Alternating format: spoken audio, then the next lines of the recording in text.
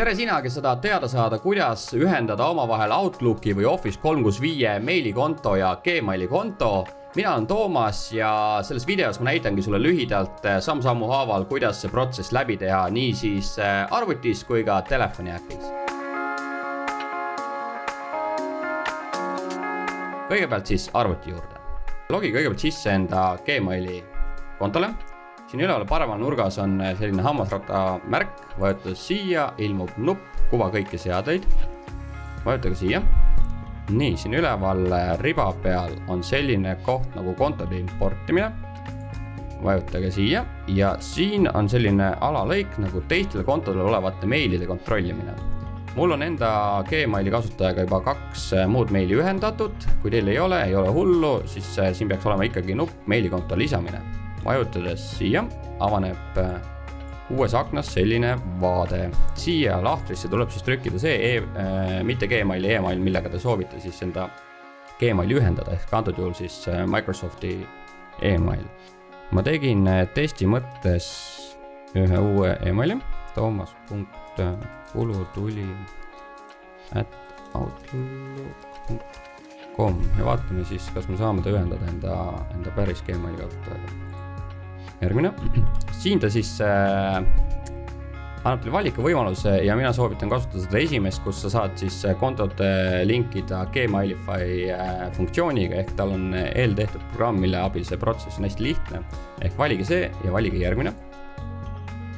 Nii, siin ta tahab siis, et ma logiksin sisse enda Microsofti kasutajale.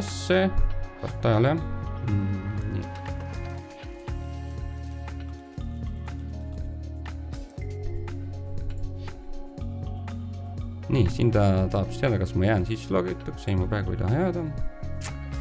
Ja siin ta siis küsib, et kas ma luban Gmaili rakendusel siis juurdepääsu enda Outlooki meilile. Siin ma panen jah, ma luban. Ta mõtleb natuke aega. Nii, ja vähem kui minut kontod on omavahel ühendatud. Siin roheline linnuke ehk kõik protsess on kenasti läinud, saame selle kasti sulgeda. Ja nagu te näete, siis siia ilmus nüüd siis toomas.kulutuli@outlook.com konto. Ta sünkroniseerib nii-öelda neid kontosid iga teatud aja taga, nagu näete siin, siis seda meili aadrest on ta viimati kontrollinud 57 minutit tagasi. Ta teeb seda minu arust tunni jooksul ja kui teil on vaja nagu kiiremas korras meili importida, siis te saate siit käsitsi kontrollida nüüd nii-öelda sundima Gmaili kontot koheselt seda tegema.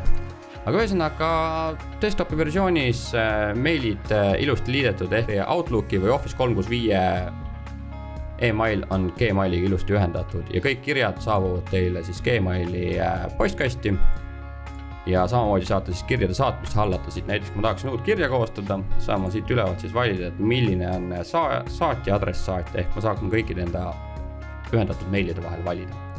Nii palju siis arvutiversioonist, vaatame siis, kuidas telefonist seda sama protsessi teha. Telefonist tuleb avada enda Gmaili rakendus. Siin üleval paremas nurgas on kas profiilipilt või mul näiteks tõht-täht, vajutades siia, avanud teil siukene vaade, kus te saate sellise nupu nagu lisa teine konto. Nii, siia vajutades ilmub teil selline vaade ja siit saate valida siis Outlook, Hotmail ja Live. Siia tippige sisse siis enda Outlooki emaili aadress. Edasi, sisestage parool.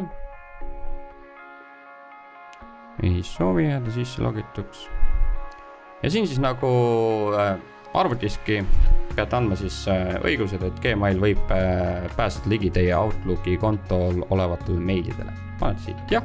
Ühesõnaga, kuna ta nüüd ütleb, et ma ühendasin juba selle arvutis enda konto sellega ära, siis ma ei oleks pidanud telefonist seda eraldi tegema, aga juhul kui kasutada näiteks ainult telefoni postkasti, siis siin saate seda siis eraldi teha. Ehk protsess on täpselt samamoodi, täpselt samasugune, nagu ma teile siin telefonist näitasin.